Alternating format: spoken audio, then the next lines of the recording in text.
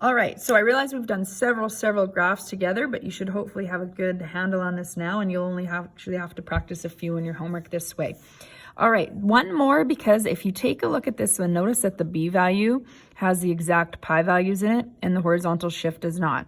It doesn't change anything about the method that you're going to do, but you're going to just notice slight differences. So that's why I wanted to do one more like this. This kind of thing is going to happen when we do the applications, in other words, the word problems later on.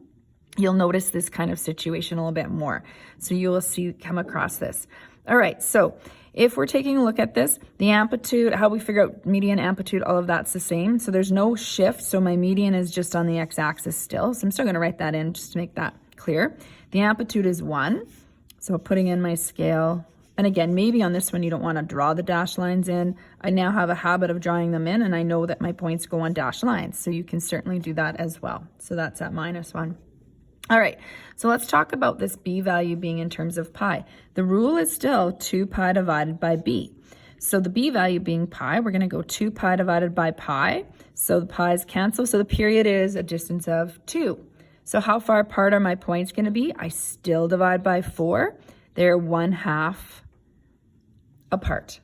So my scale is going to be in numbers, which is why my shift is a number here. So they're 1/2 apart. Rather than counting 1, 2, 3 and having these 1/2s, I'm going to space this out so that this is really 1/2. So I'm just going to count every second square here. -1, -2, -3. So in word problems, we talk about, moving to the right so many hours or things like that. So you're going to see a scale like this, which of course then you're going to see some pi symbols potentially in the B value. All right, so we have a shift of right 1. So we're going to go to the right one. And cosine starts at a max. So my maximum is right here. Okay, so I have this max right here and half apart. So every square, the way I have my scale. So they're falling on every square in this question. I'm going to start to draw the curve here. And I've just put it down. If you want to go further to that point, that's a great idea.